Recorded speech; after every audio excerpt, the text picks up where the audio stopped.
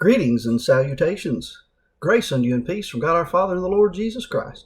This is Wesley Webb, pastor of the Grace Baptist Church in Greater Downtown Metropolitan McBee, South Carolina, and welcome to the Higher Grounds Podcast and today's Morning Minute Meditation.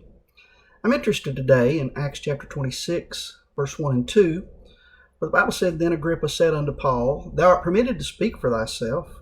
Then Paul stretched forth the hand and answered for himself, I think myself happy, King Agrippa, because I shall answer for myself this day before thee, touching all the things whereof I am accused of the Jews.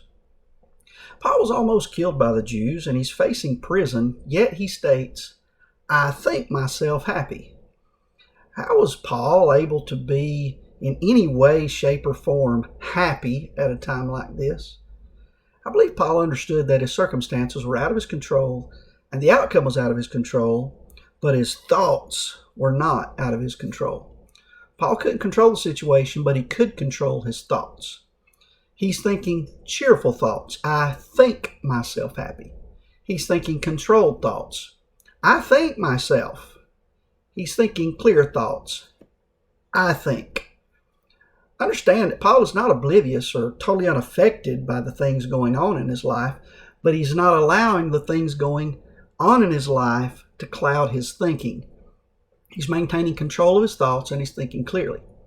Notice what Paul told us and told the church at Philippi regarding controlling our thoughts. You remember the verses, Philippians chapter 4, verse 8. Finally, brethren, whatsoever things are true, whatsoever things are honest, whatsoever things are just, whatsoever things are pure, whatsoever things are lovely, whatsoever things are of good report, if there be any virtue, if there be any praise, think on these things. We can think and dwell on things that we're going through till that's all we can think about and all we can see, or we can try to control our mind and think about other things. Things like Paul instructed, things like the things of God. The man commonly known as the father of American psychology, psychologist William James, said, You are not what you think you are, but what you think you are. Are you happy? What are you thinking about? Are you thinking about things beyond your control, things you can do nothing about? Or are you thinking about the good things of God? Well, that's all for today's Morning Minute Meditation. Y'all have a great day. And remember, it is what it is.